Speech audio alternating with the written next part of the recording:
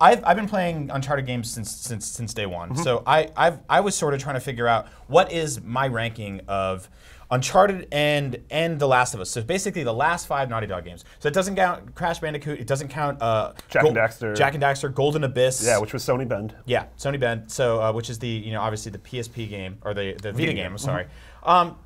So here's my ranking. This is gonna be tough. I'm gonna say that mine is The Last of Us, Uncharted 2. Uncharted 4 maybe tied with 3, and then 1. Okay. So now 1 is like, here's the running theme here is that 1 is pretty much always at the end of people's lists.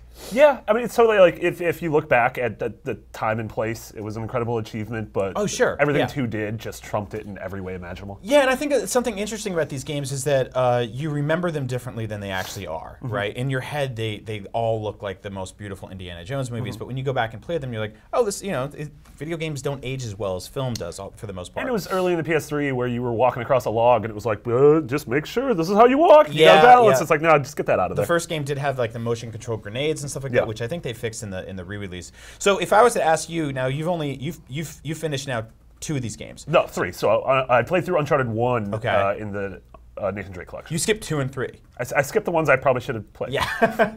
Okay, so let me ask you to rank those 3. Last of Us, Uncharted 4, Uncharted 1. To me, The Last of Us is a 10. Yeah. Uncharted 4 to me is somewhere like in the high 8s. Yeah. Uncharted 1 is maybe low 8s, high 7s. I'm totally with you on that. That sounds really good. So I went in the Podcast Beyond Facebook group, which is the Podcast Beyond is the #1 video game podcast dedicated to PlayStation that happens here at IGN. So I went in the Podcast Beyond Facebook group where there's just the most passionate, dedicated PlayStation audience. And I asked them what their rankings were. So we got a lot of really good responses. Very interesting. Here's a few of them. Muralai Komoravalu. I started with a tough name. Yeah. Muralai Komoravalu. I'm going to nail that right there. He says, I would go with The Last of Us 4, 3, 2, 1. Overall, they keep getting better and better, which is like a good problem to have, right? Yeah, that's totally. That's kind of the way you want to do things. And I was actually thinking there's not really a lot of video game studios that can say that, right? They just improve with every single game. Yeah. Jordan Scherer says The Last of Us, Uncharted 2, Uncharted 4, bad pacing otherwise, I put it above 2, Uncharted 3, and Uncharted 1. Uncharted 1 at the end, like again, that seems to be the running theme here. I'm shocked if you're going to pull one up that has Uncharted 1 at the top. We'll see. The Last of Us, this is Ryan Bose, he says The Last of Us, U4, 3, 2, 1. Again, The Last of Us is still a masterpiece in grabbing my emotions, like playing things with its story, gameplay, and world building. As for Uncharted's, they really did get better with each iteration. U4, like The Last of Us, is revolutionary. And I'm in the camp that U3 was better than U2, the band. U2 was a great indie type story, sure, but how do you beat U3's final act in the desert, or the fact that the story finally delves into the backstory and psychological foundations of Nathan Drake? I appreciated that more than what U2 had to offer. That was insightful critique. Yeah. So you played Uncharted 4. There's some stuff in 3 that's basically the first time you get to see young Nathan Drake. And sure. It's a very special moment. There's also like that one of the first times I've ever had this moment in a video game where you go through a cutscene and then your character doesn't move and you're like, oh, I'm controlling this. Oh, dang, yeah. This looks that good. Yeah. Mark Griffith says Uncharted 2, Uncharted 4, The Last of Us, Uncharted 1. I don't get, where's Uncharted 3? He forgot. Well, and I really like this. While The Last of Us is undoubtedly a masterpiece, I didn't really enjoy my time in that world, which I assume was the idea.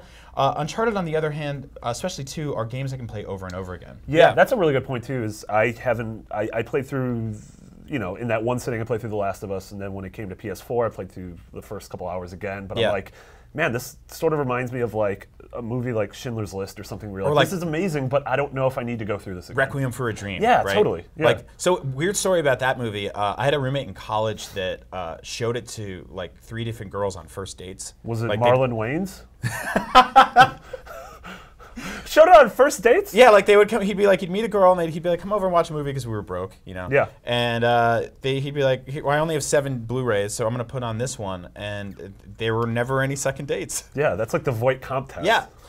James Rodriguez says, "I want to rank them, but it's so hard. I know for a fact that Uncharted 1 would be last, but then it gets so muddled from there. I love the complete package of Uncharted 4 more than I like The Last of Us," and blah, blah, blah, blah. Yeah, so this is a weird thing. It's like it's ranking your kids or your best friends. Yeah. So let us know in the comments or tweet at us. Let us know your ranking. Let us know your list. I'm fascinated to know about this. And if your kids are your best friends, you should get out more and join a club. You think so? Make some friends of your own generation. All right. Well, that's good to know. strange meme, man.